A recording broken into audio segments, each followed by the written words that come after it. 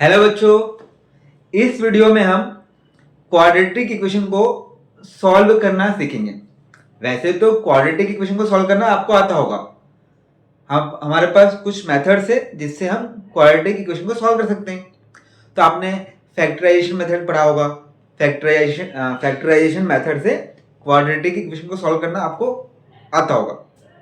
और एक मेथड होता है फॉर्मूला मेथड, मतलब देयर इज ए फॉर्मूला, वो फॉर्मूला है, उस फॉर्मूले में आप वैल्यू पुट कर दो तो आपका आंसर आ जाता है। तो हम वैसे भी क्वाड्रेटिक इक्वेशन को सॉल्व कर सकते हैं, बट मैं आपको यहाँ पे तीसरी मेथड पढ़ा रहा हूँ जो कि लिटिल बिट डिफिकल्ट होती है, बच्चों को समझने में थोड़ी कठिनाई होती है।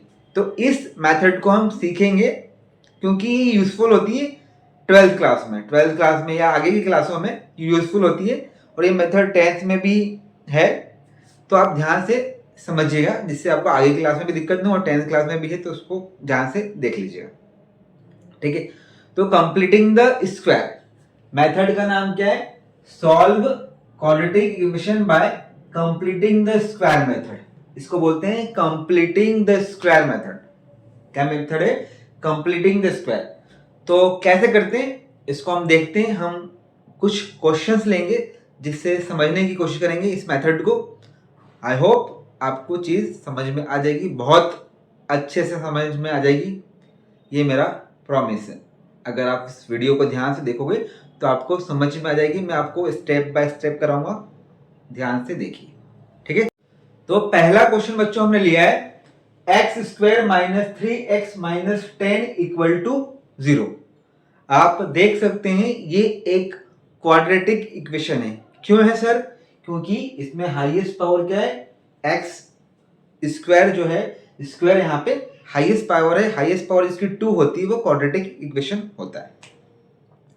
अब जो कंप्लीटिंग द स्क्वायर मेथड है कैसे करते हैं, तो देखिए आपको पता है कि जो हमारा क्वाड्रेटिक इक्वेशन होता है वो a x square plus b x plus c equal to 0 के फॉर्म में होता है।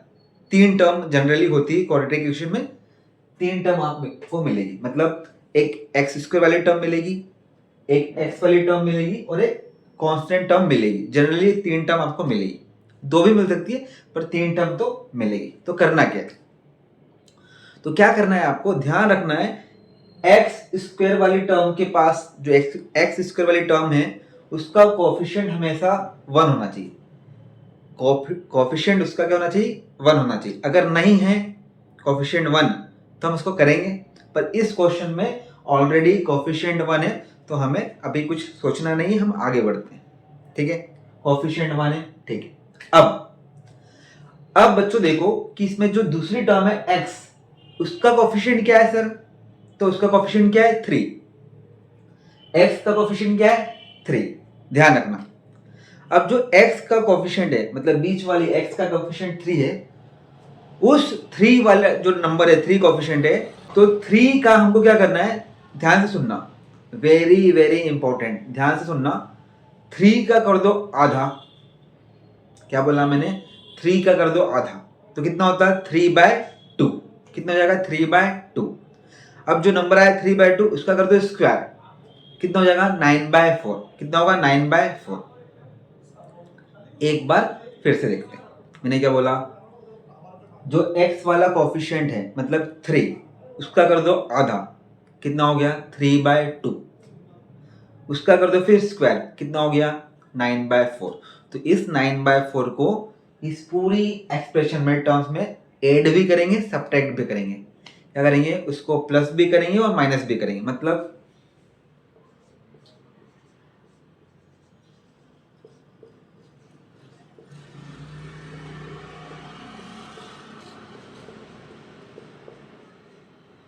क्या बोला मैंने?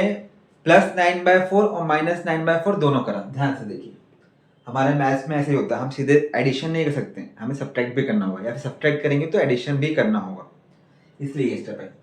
अब ध्यान सुनना, x² - 3x, ये दोनों टर्म लिखी, और जो प्लस किया है ना उसको इनके साथ लिख दो। 9/4 इनकी कर दो ग्रुपिंग, और जो बचा है उनकी कर दो ग्रुपिंग।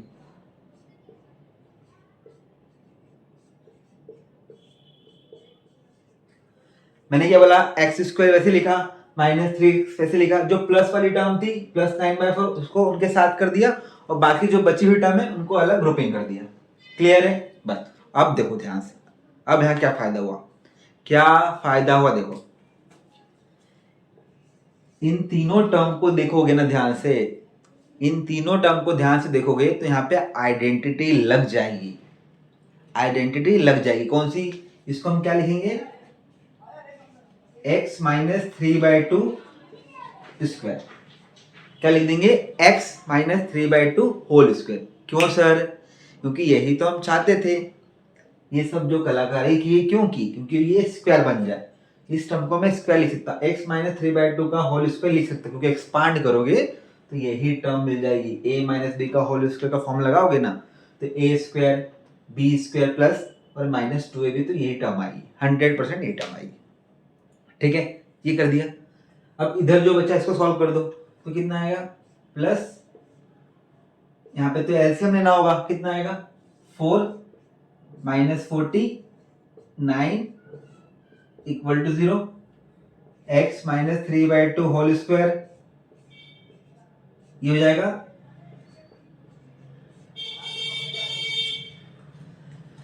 ये स्टेप आ गई, -49/4 = 0।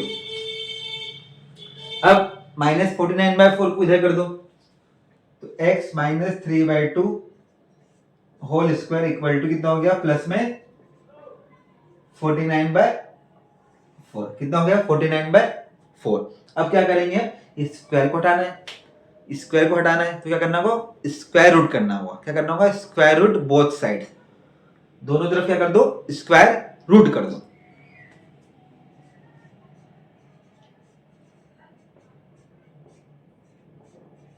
तो 49 का स्क्वायर रूट 7 और 4 का 2, ये प्लस में भी हो सकता है माइनस में भी हो सकता है। अब क्या करेंगे सर, अब दो साइन है तो एक बार प्लस लेंगे और एक बार माइनस ले लेंगे। तो इतना लिखो, मैं रफ करता हूं फिर आगे बताता हूं।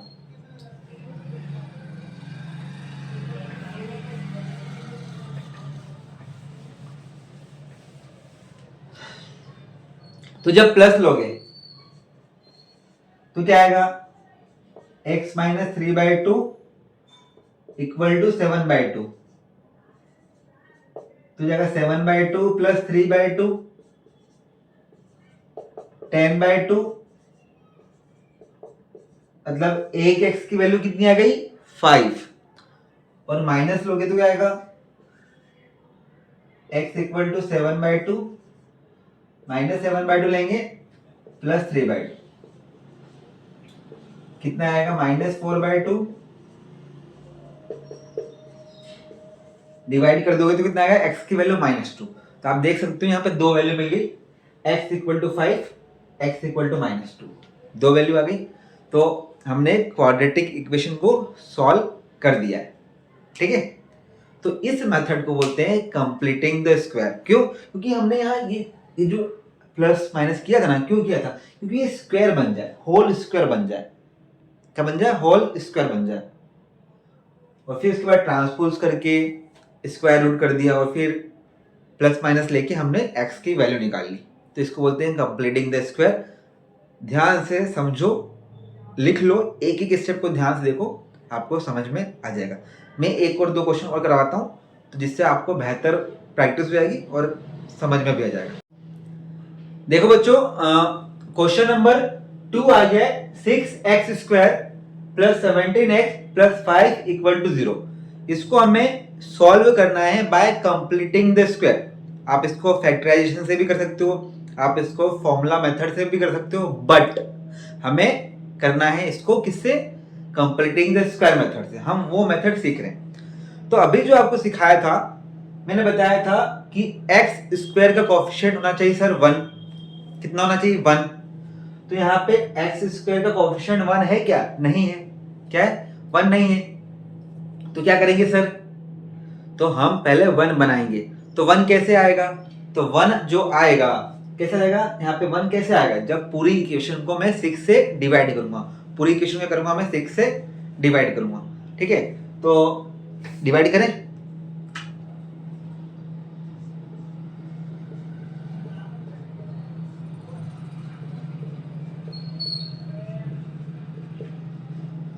ये मैंने डिवाइड कर दिया, सबको 6 से डिवाइड कर दिया। ये स्टेप आएगी, बिल्कुल आएगी। अब क्या करें सर, तो क्या सिखाया मैंने कि जो x का कोफिशिएंट होगा मतलब 17/6, उसका करना है आधा। कितना होता है 17/12, कितना होगा 17/12, और आधा करने के बाद क्या करना है उसका स्क्वायर। तो 17/12 का स्क्वायर होता है 289/144। 289/144 को हम प्लस कर देंगे और माइनस करेंगे, करते हैं।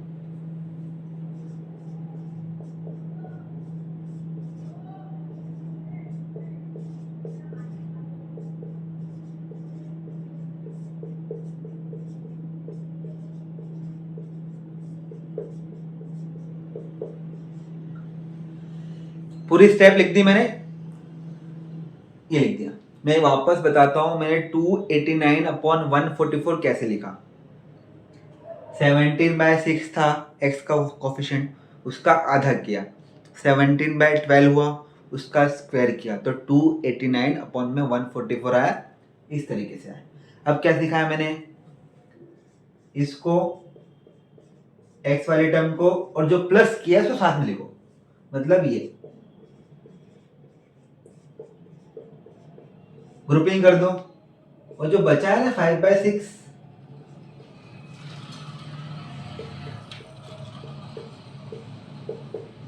इसको अलग लिख दिया, बाकी बच्चे को अब इसको सॉल्व करना है। तो आपको पता चल गया, अब पता क्या चल गया सर ये क्या बनेगा, बताओ बताओ बच्चों। इसको लिखेंगे x प्लस इसका कितना जाएगा 17/12 का होल स्क्वायर। क्या लिख देंगे x प्लस 17/12 का होल स्क्वायर, क्योंकि ये इसको मैं 17/12 का होल स्क्वायर भी लिख सकता हूँ ना, तो मैंने डायरेक्ट लिख दिया 17/12 x प्लस 17/12 का होल स्क्वायर, क्योंकि फॉर्मूला बन गया a स्क्वायर b स्क्वायर और प्लस 2ab करोगे तो ये टर्म मिल जाएगी, मतलब इसको एक्सपांड करेंगे तो यही टर्म मिलेगी, इसलिए हम इसको ऐसा लिख सकते हैं। फिर यहाँ पे सॉल्व करो, इसको एलसीएम वगैरह लो और सॉल्व करो, बताओ कितना आ रहा है। एलसीएम वगैरह लो, सॉल्व करो, तो देखो इसका एलसीएम तो 144 ही आएगा, ठीक है। 6 को करो 24 आएगा, 120 आएगा, ये 120 माइनस 289 इक्वल टू 0। तो x प्लस 17/12 होल स्क्वायर कितना जाएगा, ये यहाँ पे 20 माइनस कर दो तो कितना आएगा 200, 100 चले आएगा, और फिर यहाँ से कितना जाएगा 169, कितना जाएगा 169/144, सॉल्व करने पे कितना आएगा 169/144। इतना लिख लो, कितना समझ में आ गया होगा, ये मैं रफ करता हूं ऊपर का।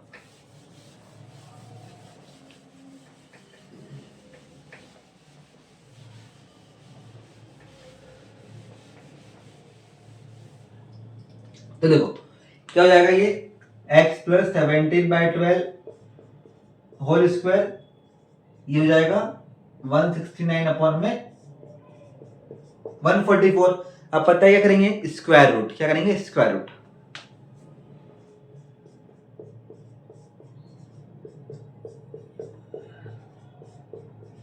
ये हो गया प्लस माइनस 13/12, स्क्वायर रूट किया दोनों साइड, यहां से स्क्वायर हट गया। अब एक बार लेंगे प्लस साइन, तो प्लस साइन लेंगे तो क्या होगा 13/12 माइनस 17/12, कितना आंसर आएगा -4/12, मतलब -1/3, कितना जाएगा -1/3। 13 माइनस 17 -4/12, तो कैंसिल कर देंगे तो -1/3, और माइनस लोगे तो क्या आएगा, तो x इक्वल टू आएगा -13/12 और -17/12, 17 12 30 -30/12 कितना आएगा, 6 से कैंसिल कर दो तो 6 5 जा और 6 2 जा, तो -5/2, कितना आ गया -5/2। देखा मैंने कैसे किया, ऐसे करना। देखिए हो सकता है एक बार में समझ में नहीं आए, कोई बड़ी बात नहीं है कि एक बार में समझ में ना आए, बड़ी बात यह है कि आप ध्यान से इसको देखो, एक और बार देखो, नहीं आए तो ऐसे क्वेश्चंस लो, कोई भी क्वाड्रेटिक इक्वेशन ले लो आप और इस मेथड से सॉल्व करने की कोशिश करो। आपको मैं आई एम डैम श्योर, पूरी तरह से श्योर हूँ कि आपको ये समझ में आ जाएगा। नहीं आया तो कमेंट करिए, कमेंट में लिखिए कि सर नहीं आया, क्या नहीं आया, मैं बता दूंगा, ठीक है। पर आप क्वेश्चन लगाओगे तो जरूर आएगा, हार मान जाओगे तो नहीं सीख पाओगे, क्योंकि सबको फैक्टराइजेशन आता है, सबको फॉर्मूला मेथड भी आता है। पर ये क्वेश्चन अगर एग्जाम में आ जाए कि कंप्लीटिंग द स्क्वायर से करो, या फिर 11th-12th में अगर हो आप, तो ये मेथड आपको आनी चाहिए, क्योंकि इंटीग्रेशन पढ़ोगे तो वहाँ ये लगती है, ठीक है। आई होप आपको समझ में अच्छी तरह से आ गया होगा, ये मैं उम्मीद करके चल रहा हूँ। तो क्या करना है, जो बच्चे हैं इस वीडियो को और बच्चों से शेयर करो, सभी बच्चे सीख पाए इस वीडियो को देखकर। और डाउट हो तो कमेंट करो, नहीं तो लाइक बटन तो है प्रेस करने के लिए, अगर आपको मेरा वीडियो देखकर समझ में आता है। Thank you for watching this video.